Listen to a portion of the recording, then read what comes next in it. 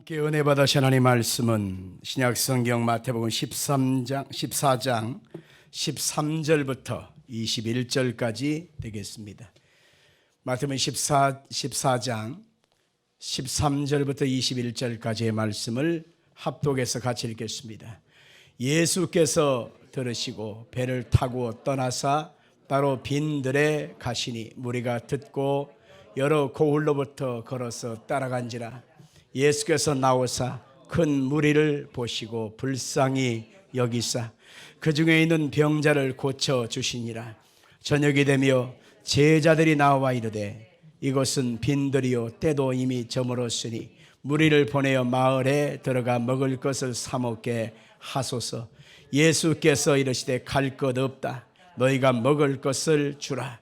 제자들이 이르되 여기 우리에게 있는 것은 떡 5개와 물고기 2마리 뿐이니이다.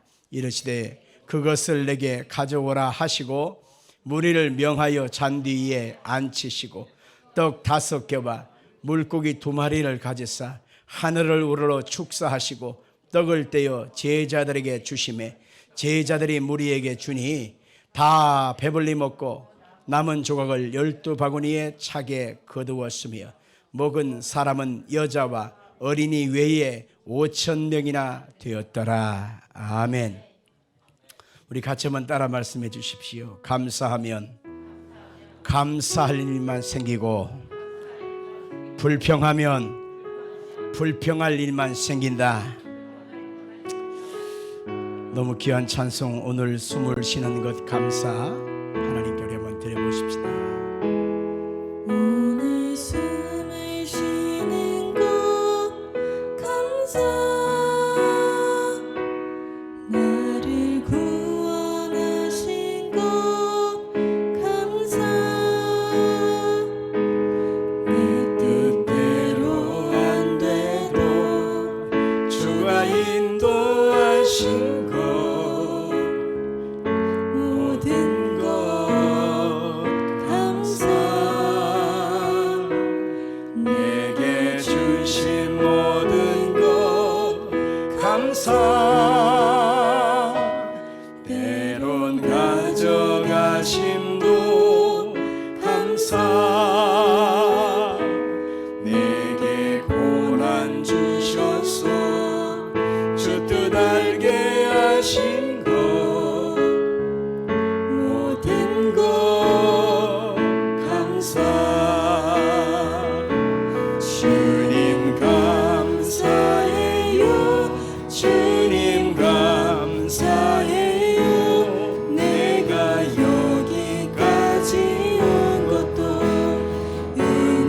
은혜입니다. 주님 감사해요. 주님 감사해요.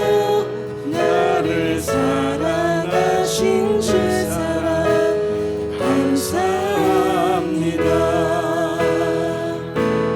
오늘 숨을 쉬는 것 감사, 나를 구원하신 것 감사, 내 뜻대로 안 돼도 주가 인도하신 것 모든 것 감사. 항상 주 안에 있음 감사, 참된 소망 주심도 감사, 나 같은 사람도 자녀 삼아 주신 것 모든 것 감사. 주님 감사해요. 주님 감사해요. 내가 여기까지 온 것도 은혜입니다. 주님 감사해요. 주님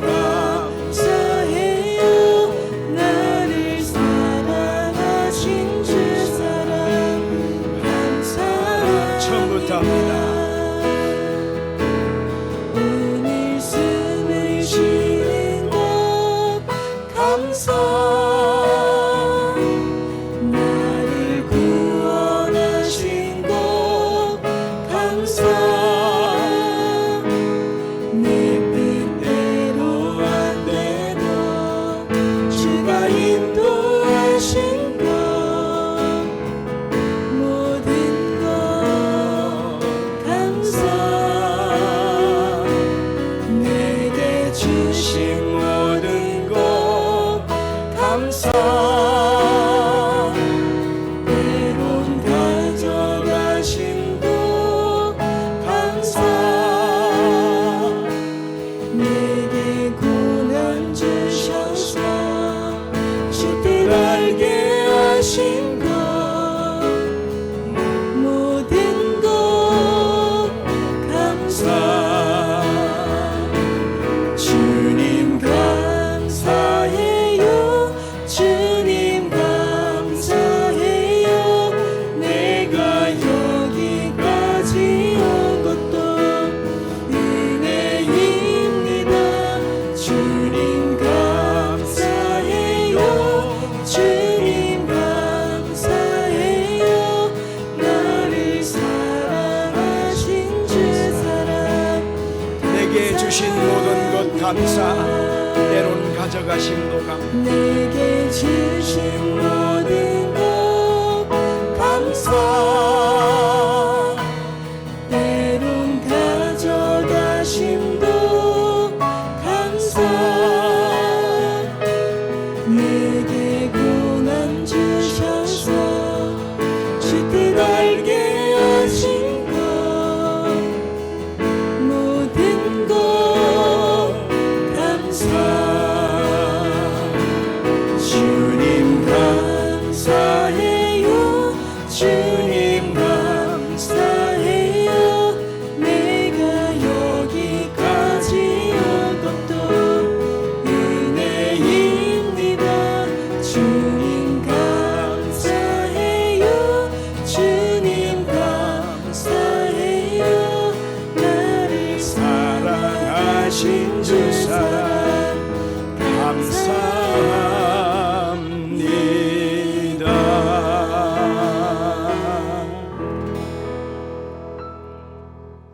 가사의 말이 너무 좋습니다. 내게 주신 모든 것 감사 때론 가져가심도 감사 내게 고난 주셔서 주 뜻 알게 하신 것 모든 것 감사. 이 감사가 여러분 가운데 있기를 예수 이름으로 축원합니다. 같이 말씀하십시다. 때론 빈들이요 때도 저물었으니 이런 제목으로 말씀을 증거하겠습니다. 사람은 본능적으로 어둠보다는 광명을 원하고 슬픔보다는 기쁨을 원하고 저주보다는 축복을 원합니다. 실패보다는 성공을 원합니다. 이렇듯 형통과 축복 속에 살기를 원하는 것이 사람의 본능이지만 그게 마음대로 됩니까? 오늘 자리에 모인 여러분들에게 형통과 축복과 은총 속에 살기를 예수 이름으로 축원합니다. 우리가 형통과 축복 속에 살아가려면 논리적인 사고와 믿음의 사고의 차이점을 알아야 합니다. 논리적으로 사고하는 사람은 지식과 과학과 세상에 증명된 것과 자신의 경험 속에서 결론 지어진 것을 늘 근거합니다. 자신의 논리와 사고로 충만한 사람은 그 논리에 대한 확신 때문에 다른 사람의 말을 기울이지 않습니다. 그리고 그 논리를 지키기 위해서 목숨이라도 겁니다. 그런데 그 자신의 논리가 위기에 처하거나 실패하면 그때는 걷잡을 수 없는 소용돌이에 빠지게 됩니다. 그러나 믿음의 사고는 하나님 말씀에 근거하는 것입니다. 믿음의 사고는 곧 예수님 중심으로 생각하는 것이기 때문에 그렇습니다. 믿음의 주여 또 온전케 하시는 이 예수를 바라보라 성경은 말하고 있습니다. 믿음의 사고는 기도를 깊이 하면 주님의 믿음이 그 속에 자리 잡아서 성령에 붙잡힌 바 되어지는 확신과 담대함을 얻는 것입니다. 이것은 나의 노력과 예씀과 공부를 많이 함을 통해서 얻어진 결과가 아니라 위로부터 부어주시는 하나님의 확신인 것입니다. 여러분, 독을 묻은 떡을 먹을 때에 잠시 잠깐 배부를 수 있습니다. 그러나 독을 든 떡을 먹으면 반드시 죽습니다. 독이 든 물을 마시면 일순간에 해갈은 할 수 있습니다. 그러나 독이 든 물을 마시면 반드시 죽습니다. 그것처럼 잘못된 논리와 사상이 그 사람 속에 들어가면 그것은 결국 자기를 실패케 한다고 하는 사실을 알아야 합니다.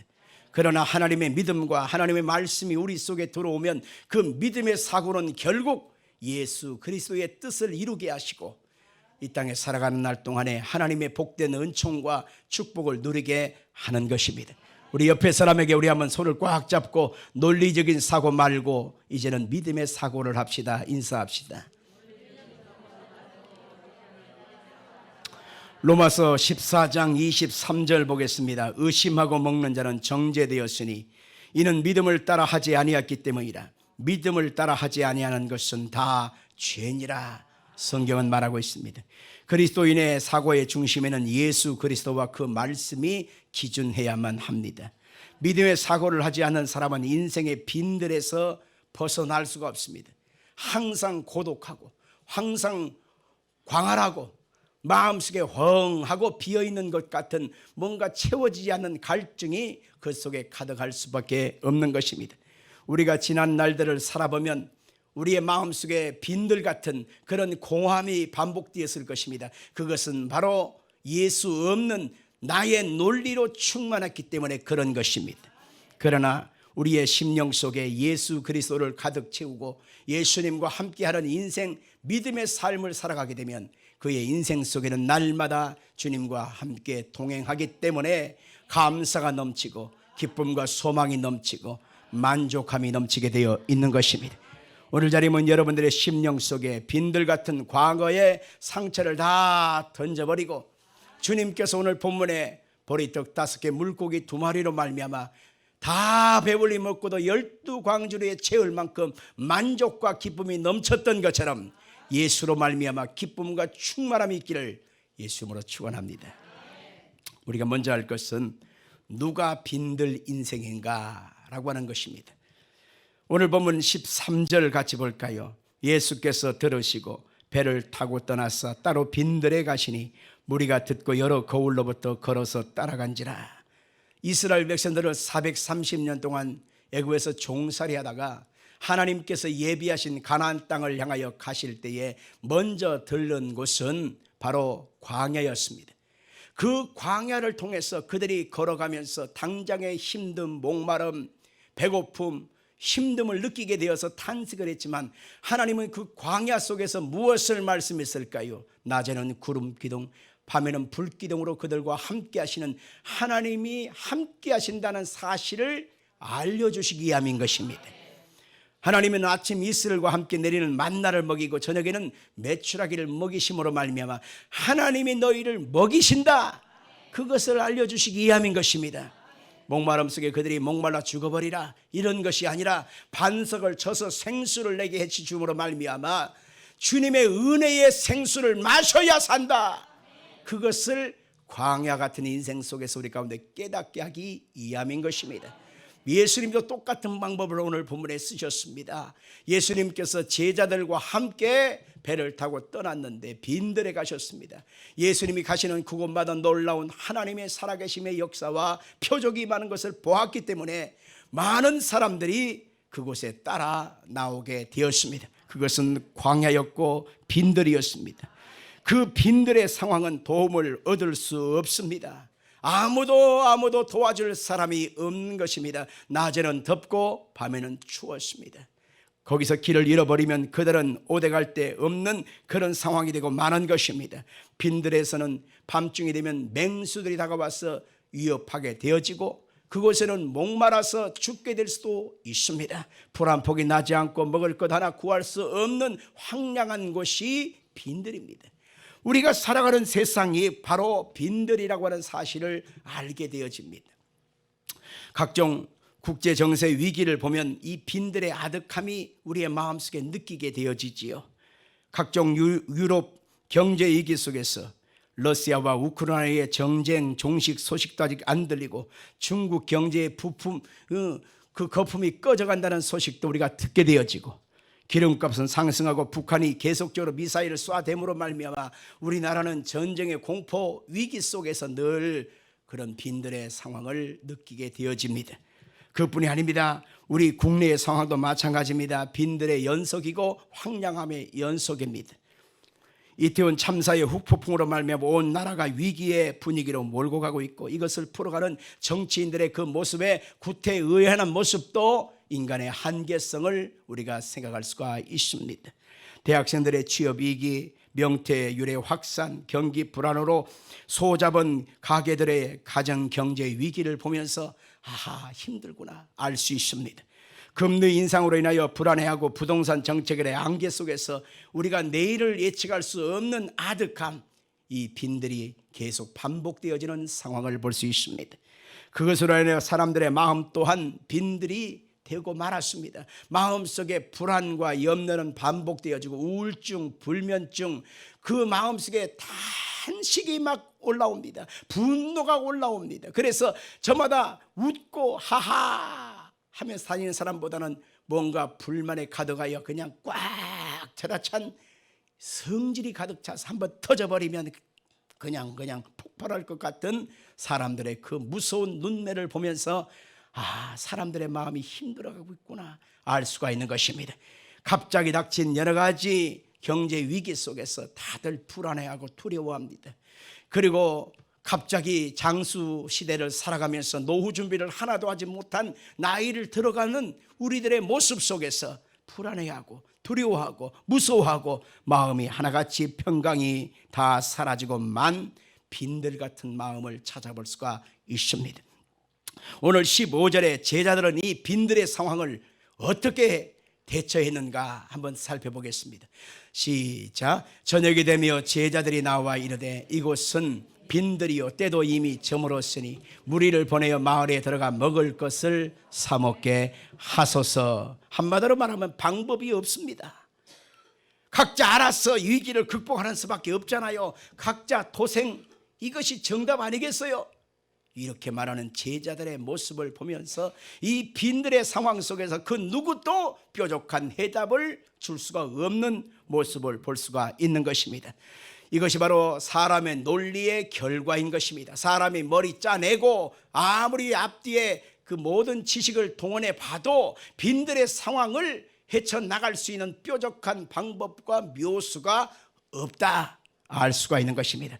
역사의 흥망성쇠를 주관하고 인생의 생사복을 주장하시는 예수 그리스도만이 이것을 해결할 수 있다는 사실을 우리는 분명히 알아야만 하는 것입니다. 누가 인생의 빈들로 인생을 마치기를 원하겠습니까?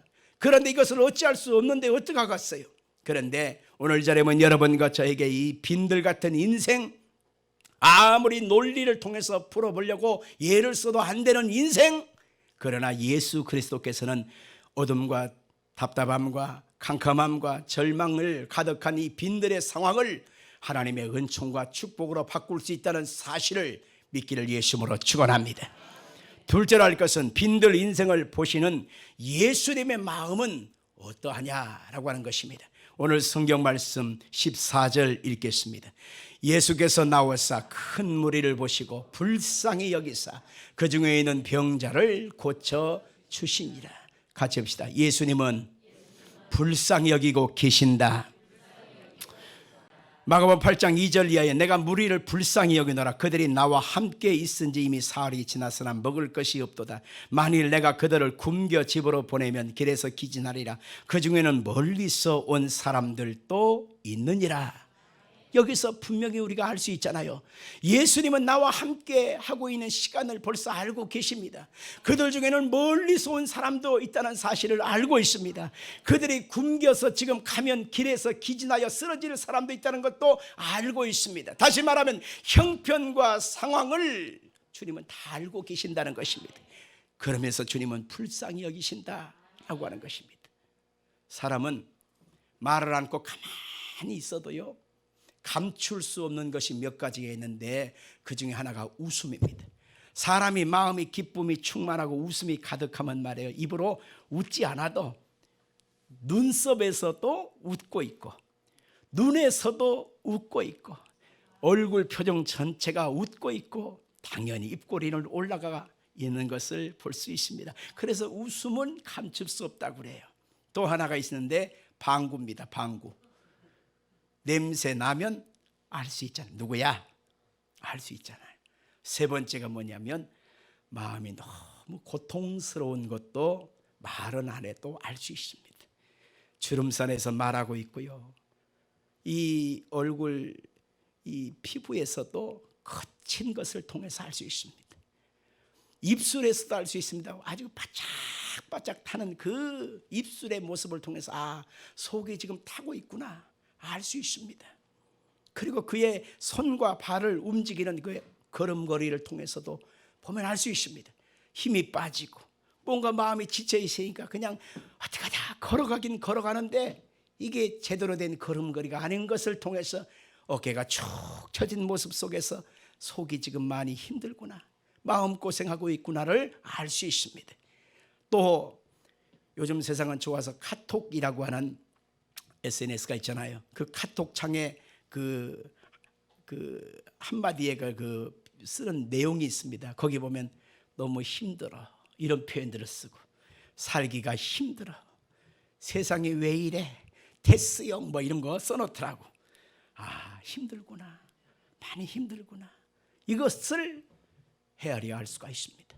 사람은 이처럼 우리가 살아가는 세상 속에서 노릇을 하고자 예를 씁니다. 엄마 노릇, 아빠 노릇, 가장 노릇, 자식 노릇, 부모 노릇, 이게 얼마나 중요한지를 알고 있다 보니까 그것을 감당하려고 예를 쓰게 되는데, 노력해도 안 되고 힘을 다해도 안 되고 밤잠 못 자가면서 알바를 하고 또 투잡을 하고 쓰리잡을 해도 감당할 수 없을 때 사람은 지쳐 있다는 사실을 알 수 있습니다.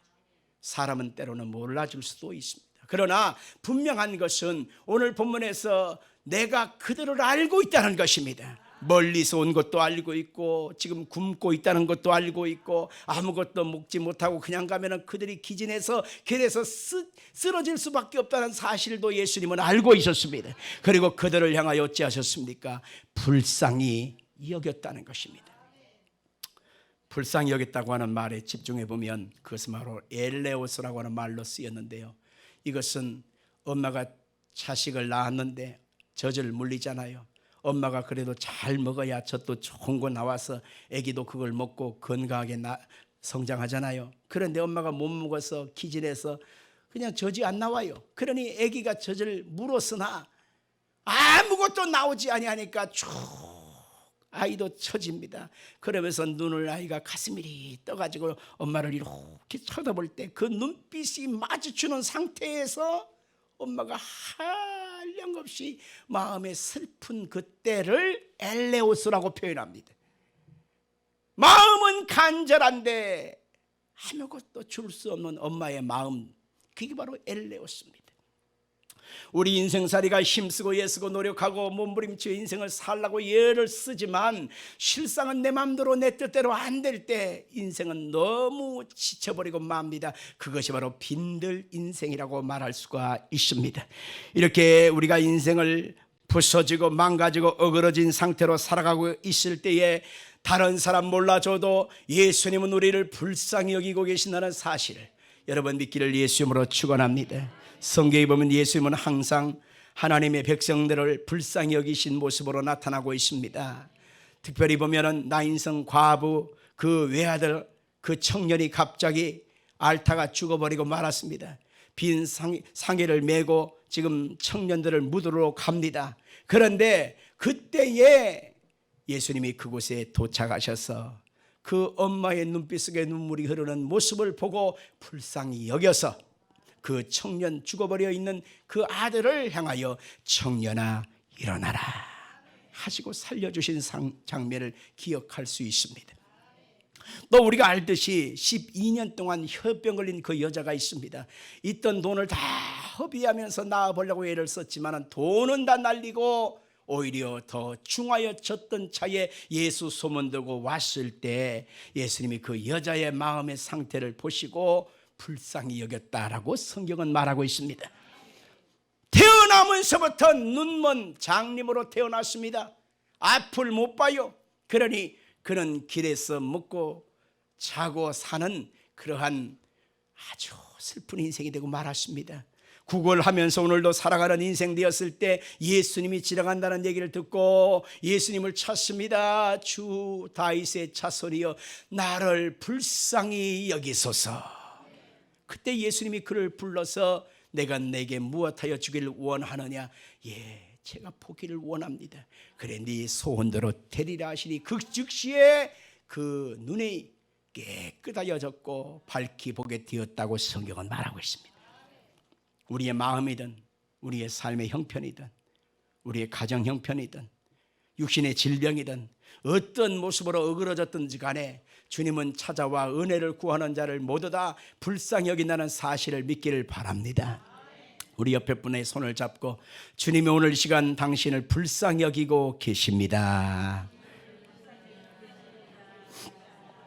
잠언서 8장 17절 같이 읽겠습니다. 나를 사랑하는 자들이 나의 사랑을 입으며 나를 간절히 찾는 자가 나를 만날 것이니라. 예레미야 31장 20절. 에브라임은 나의 사랑하는 아들 기뻐하는 자식이 아니냐. 내가 그를 책망하여 말할 때마다 깊이 생각하노라. 그러므로 그를 위하여 내 창자가 들끓으리. 내가 반드시 그를 불쌍히 여기리라. 여호와의 말씀이니라. 하나님은 선지자 예스겔을 통해서도 그 찢긴 이스라엘 백성들, 완전히 우상 숭배를 통해서 멸망을 받아야 될 마땅한 그들일지라도 주님은 불쌍히 여기셨다고 말하고 있습니다. 에스겔서 16장 3절입니다. 이르기를 주 여호와께서 예루살렘에 관하여 이같이 말씀하시되 내 근본과 난 땅은 가나안이요 내 아버지는 아모리 사람이요 내 어머니는 헷 사람이라. 내가 난 것을 말하건대 네가 날 때에 내 배꼽줄을 자르지 아니하였고 너를 물로 씻어 정결하게 하지도 아니하였고 내게 소금을 뿌리지 아니하였고 너를 강보로 싸지지 아니하였나니 아무도 너를 돌보아 이 중에 한 가지라도 내게 행하여 너를 불쌍히 여긴 자가 없었으므로 네가 나던 날에 내 몸이 천하게 여겨져 네가 들에 버려졌느니라. 내가 내 곁으로 지나갈 때에 네가 피투성이가 된 것 발짓하는 것을 보고 내게 이르기를 너는 피투성이라도 살아있으라. 다시 이르기를 너는 피투성이라도 살아있으라 하고 아멘 합시다. 성도들이 예수를 믿으면서 말씀으로 살아가는 현실이 만만치가 않습니다. 예수를 모르는 사람들은 죄를 짓는 것도 두려워하지 않고 하나님의 말씀을 떠나 악을 행하는 것도 두려워하지 않습니다. 그런데 예수 믿는 사람은 하나님을 두려워하고 하나님의 말씀을 알기에 선을 넘을 수가 없어서 오늘도 주님 앞에 엎드려 은총을 구하고 있습니다. 하나님의 백성들을 향하여 주께서 말씀하십니다. 너는 피투성이라도 살아있어라. 피투성이라도 살아나야만 한다. 너는 그대로 죽어서는 안 된다. 그대로 끝낼 수는 없지 않느냐 하면서 은혜와 자비를 하나님의 백성들에게 허락하시고 계시는 것입니다. 우리가 셋째로 할 것은 빈들을 극복하는 두 가지의 방법을 오늘 본문에서 찾아볼 수가 있는 것입니다. 빈들을 극복하는 두 가지 방법, 오늘 여러분 이것이 실전이기 때문에 잘 들어주시길 바랍니다. 첫째는 뭐냐? 삶의 현장에서 내가 할 수 있는 것을 찾아야 하는 것입니다. 같이 봅시다. 삶의 현장에서 내가 할 수 있는 것을 찾아야 한다. 아멘 합시다. 성경에 보니까 내 손에 재물 얻을 만한 능력을 주셨습니다. 그렇게 말하고 있습니다. 그래서 내가 할 수 있는 그것을 통해서 하나님의 역사가 이루어지는 것이지 나와 전혀 상관없는 방법이나 상황에서 열어가는 것이 아님을 우리는 알 수 있습니다. 오늘 성경 말씀 하나만 볼까요? 자, 16, 17, 18절 시작. 예수께서 이르시되 갈 것 없다. 너희가 먹을 것을 주라. 제자들이 이르되 여기 우리에게 있는 것은 떡 5개와 물고기 2마리뿐이니이다. 이르시되 그것을 내게 가져오라 하시고. 자, 여러분들, 예수님께서 그 남자는 5,000명 여자와 아이까지 수도 없이 많은 그 사람들을 먹이는 그 방법을 찾고 계셨는데 우리가 성경 요한복음에서 6장에서 찾아보면 빌립은 돈 계산만 합니다. 200데나리온이 없는데요. 해가 저물어서 어두워져 가고 있는데요. 그리고 이것은 빈들이요 광야라 도와줄 사람도 없는데요. 갑자기 어디에서 하겠어요? 사람은 많아요. 여러 가지 조건을 제시하면서 불가능을 얘기하고 있었습니다. 그런데 안드레는 자기한테 말하고 명령도 하지 않았음에도 불구하고 사람들 틈에 다니면서 보리떡 5개 물고기 2마리를 가지고 왔습니다. 이것이 바로 예수님이 하시는 바로 출발점이었다는 사실을 알 수 있습니다. 사람마다 자신이 찾아보면 자신이 갖고 있는 그 무언가가 있다는 사실을 발견하게 됩니다. 세상을 살아갈 때 하나님은 각자에게 맞는 재능을 각자에게 주셨습니다. 지렁이는 무슨 재능을 주셨을까요? 기어가는 재능을 주셨습니다. 군뱅이는 무슨 재능을 주셨을까요? 굴러가는 재능을 주셨습니다. 기린은 무슨 재능을 주셨을까요? 목이 긴 재능을 주셨습니다. 악어는 무슨 재능을 주셨을까요? 이빨과 꼬리의 재능을 주셨습니다. 그 다음에 물속에서도 살고 물 밖에서도 살아갈 수 있는 재능을 주었습니다. 각자에게 특징적인 재능을 주셨던 것입니다. 누구나 실패할 수 있습니다. 누구도 안 될 수도 있습니다. 그러나 그보다 안타까운 것은 자신에게 있다고 생각하는 그것을 찾지 아니한 채 나에게 없는 남과 무엇을 끊임없이 비교하면서 왜 저 사람처럼 나는 안 됩니까? 저 사람에게 준 것은 뭐고 나는 뭡니까? 하면서 비교의식 속에 자신에게 것을 찾지 않는다. 이것이 문제인 것입니다. 작고 보잘것없어 보이더라도 내가 지금 할 수 있는 그것을 찾아내야만 하는 것입니다. 저는 어느 사연을 읽다가 이런 것을 보았습니다. 남편이 갑자기 애들 셋을 남겨놓고 갑자기 교통사고가 나서 죽어버렸습니다. 빚도 많이 남겨놓고 죽어버렸습니다. 그것을 현실로 받아들이기가 힘들어서 매일같이 방 안에서 울고 있었습니다. 그런 상황에서 아이들이 밥을 못 먹고 엄마가 밥을 안 해주니까 아이들도 쫄쫄 굶어가면서 엄마 옆에서 울고 있더라는 것입니다. 그 순간에 그래도 애들은 먹어야 되지 않는가 하고서 가만히 자기 경제 상황을 보니까 빚만 잔뜩 있지 돈이 없는 거예요. 살림만 하던 사람이기 때문에 어디서 돈을 구해올 만한 융통할 만한 방법도 능력도 없습니다. 하도 이 손 저 손 빌리기만 많이 했지 실상은 이제는 더 이상 찾아갈 곳도 없습니다. 그래서 너무 막막해가지고 어떡할까 하다가 그냥 들판으로 가서 하염없이 울었다는 거예요. 그런데 바로 그때에 해가 지는 무렵 속에서 들판을 바라보다가 눈에 띄는 것이 있습니다. 그게 바로 뭐냐면 배추를 비워내면 옆에 흙 묻은 것, 그 다음에 이파리 그걸 딱딱딱 벗겨버리잖아요. 그리고 좋은 건 가져가지 않습니까? 껍죽대기가 눈에 띄는 것입니다. 그 다음에 무를 딱 이렇게 뽑으면 무청까지 가져가는 사람도 있지만 무만 쓰게 하여 무청을 땅에다 버려버리는 사람도 있거든요. 그게 눈에 띄는 거예요. 그래서 그것을 주워다가 소금에 쪄리고 거기다 물에서 불려서 저걸로 한번 해보자. 그래갖고요 정육점에 가가지고는 소피 있잖아요. 소피 선지라고 그래. 선지 한 통 말통으로 나오는데 그 얼마 안 비싸요.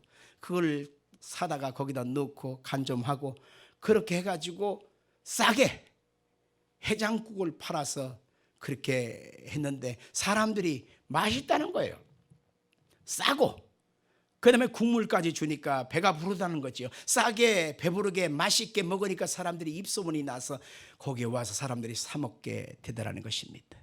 그런데 그것이 그의 업이 될 줄 누가 알았겠어요. 그래서 점점 늙히고 하다 보니까 어느 날 그것이 기업이 되어졌고 삼남매가 자라서 교육받는데 충분하고 그 자식들이 다 효도하는 자식들이 되어서 엄마의 사업을 도와서 그것을 늙히고 하다 보니까 진짜로 큰 식당이 되어서 땅을 넓히고 건물을 짓고 그리고 그것이 가업이 되어서 진짜로 그 주변에서는 최고의 맛집 해장국집이 됐다는 그런 얘기를 읽어보았습니다. 죽으라는 법은 없는 것입니다. 하나님이 인생을 살아갈 때 그 사람에게 각자에게 맞는 그 사람이 할 수 있는 재능을 다 주었습니다. 늙었든 젊었든 간에 남자든 여자든 간에 배웠든 못 배웠든 간에 그 사람이 할 수 있는 재능을 다 주셨기 때문에 내게 있는 그 재능을 찾아보는 것입니다. 거기에서부터 새롭게 한번 시작해 보는 겁니다. 하나님이 여러분들에게 발견하시는 축복을 허락하기를 주 이름으로 축원합니다. 하나님은 두 번째 우리에게 이 기근 만난 상황, 이 빈들의 상황을 뚫고 나갈 수 있는 방법을 주셨는데 그것은 예수님이 어떻게 하셨는가 보는 것입니다. 그것은 바로 하늘을 우러러는 것과 축사하시는 것입니다. 19절 한번 읽어보겠습니다. 19절 무리가 명하여 잔디에 앉게 하시고 떡 5개 물고기 2마리를 가지사 하늘을 우러러 축사하시고 떡을 떼어 제자들에게 주시매 제자들이 무리에게 주니 보리떡 5개 물고기 2마리는 아주 미미한 어린아이의 작은 간식거리입니다. 그런데 그 간식거리를 들고서 예수님이 하신 행동이 2가지가 있는데 하늘을 우러러 축사하셨다. 다시 말하면 하늘을 우러르셨다라고 하는 것입니다. 같이 합시다. 하늘을 우러릅시다. 아멘. 하늘을 우러른다라고 하는 것은 하나님을 신뢰한다, 하나님을 기대한다, 하나님을 소망한다, 하나님께 기도한다 라고 하는 뜻이 함축된 것입니다. 믿음의 사람들이 기근 만난 상황에서 빈들의 환경을 뚫고 나가는 방법은 역시 하나님을 향하여 우러러 보는 것입니다. 하나님을 기대하고 하나님께 소망을 하는 것입니다. 그 하나님의 역사가 결국 인생에 아름다운 역사를 이루어 간다는 것 여러분 꼭 기억하길 바랍니다. 성경은 그것을 믿음의 사람, 믿음의 기도라고 말하고 있습니다. 성경 야고보서 5장 13절 이하를 보겠습니다. 너희 중에 고난당하는 자가 있느냐 그는 기도할 것이요 즐거워하는 자가 있느냐 그는 찬송할지니라. 너희 중에 병든 자가 있느냐 그는 교회 장로들을 청할 것이요 그들은 주의 이름으로 기름을 바르며 그를 위하여 기도할지니라. 믿음의 기도는 병든 자를 구원하리니 주께서 그를 일으키시리라. 혹시 죄를 범하였을지라도 사하심을 받으리라. 그러므로 너희 죄를 서로 고백하며 병이 낫기를 위하여 서로 기도하라. 의인의 간구는 역사 하나님이 큼이니라. 엘리야는 우리와 성정이 같은 사람이로되 그가 비가 오지 않기를 간절히 기도한 즉 3년 6개월 동안 땅에 비가 오지 아니하고 다시 기도하니 하늘이 비를 주고 땅이 열매를 맺었느니라. 하나님은 우리의 길을 지으시고 우리의 눈을 만드셨다고 말하고 있습니다. 그래서 하나님의 백성들이 기도할 때 하나님은 그 길을 우리에게 향하여 듣고 계신다고 말하고 있습니다. 하나님의 백성들이 하늘을 우러러면서 하나님 앞에 신음하듯 탄식하듯 아픔으로 하나님께 기도하는 거예요. 하나님 은혜를 구할 때에 그 하나님은 우리에게 잠잠하지 아니하고 반드시 선한 열매 선한 뜻을 이루어 가시는 것입니다. 하나님의 그 역사가 여러분 가운데 있기를 주 이름으로 축원합니다. 우리가 늘 부르는 찬송 기도할 수 있는데 왜 걱정하십니까? 기도하면서 왜 염려하십니까? 라고 하는 찬송의 가사가 있듯이 분음하듯 하소연하듯 하나님 앞에 하나님을 찾을 때 그 하나님이 여러분의 소리를 듣고 있다 꼭 기억하기를 주 이름으로 축원합니다. 예수님이 이 빈들의 상황을 풀어가는 2번째 방법은 바로 뭐냐면 축사하셨다라고 하는 것입니다. 축사하셨다고 하는 것은 하나님께 감사했다라고 하는 것을 의미하는 것입니다. 하나님은 더 좋은 역사를 이루시기 위하여 그 손에 올려놓고 축복하셨고 감사하셨다는 것입니다. 작고 미미한 것이지만 축복하고 감사하니 거기 앉은 사람이 다 배불리 먹는 역사가 있고 12광주리에 남았다는 것입니다. 만약 스테이크를 올려놓고 예수님이 감사하셨으면 거기 앉은 사람은 뭘 먹었을까요? 회초밥을 먹었다면 그 회초밥을 올려놓고 감사하셨으면 뭘 먹었을까요? 어떻게 아실까요? 오늘 김장 끝나고 나면 수육을 삶아서 잡수게 되는데 김장 참여하는 사람은 다 잡술 수 있을 거예요. 근데 그것을 축사하시고 떼어주면 다 배불리 먹을 것입니다. 우리가 주님 앞에 감사할 수 없는 상황에서 감사를 올려놓고 주님께 축사를 받으면 우리의 삶은 감사로 가득하게 될 것입니다. 소망할 수 없는 상황에서 소망하면 그 소망의 열매가 복되게 현실 속에 이루어지게 될 것입니다. 우리 형편과 우리의 처지는 도대체 감사할 수 없지만 그 감사를 하는 순간에 그 감사는 현실로 나의 현실로 들어오게 될 것입니다. 원망과 불평은 하나님 앞에 매운 연기와 같습니다. 불평과 원망은 꼭 불뱀을 불러들이는 것과 같은 것입니다. 그러나 하나님께 감사하는 사람은 그것을 그 감사로 안겨주게 될 것입니다. 똑같은 인생을 살아도 감사가 있고 불평이 있는 사람은 각자의 좌우지만 감사를 원하면 감사하셔야 합니다. 그 감사가 주님으로부터 인정받는 것입니다. 아침 이슬이 똑같이 내려도 뱀은 그것을 먹고 독을 만들어냅니다. 똑같은 아침 이슬을 마셔도 꿀벌은 꿀을 만들어내는 것입니다. 믿음의 사람은 아무리 어려운 상황 속에, 절망의 상황 속에도 이것을 믿음으로 소화해내야 합니다. 감사로 소화해내야 합니다. 왜냐하면 나는 감사를 원하고 소망을 원하고 아름다운 열매를 원하기 때문인 것입니다. 오늘 자리에 모인 여러분들의 그것이 진짜가 되어야만 하는 것입니다. 다 없어도 예수님만 계시면 우리는 빈들을 극복할 수 있습니다. 다 없어도 예수님만 계시면 반드시 끝이 좋아지게 되어 있는 것입니다. 왜냐하면 그분은 반드시 합력하여 선을 이루기 때문에 그런 것입니다. 우리 햇불스 모금 성도들은 반드시 감사함 속에서 여러분의 현실이 감사로 바뀌어져야만 하는 것입니다. 올해가 지나가기 전에 그것이 현실로 영광을 돌리는 역사가 있기를 예수 이름으로 축원합니다.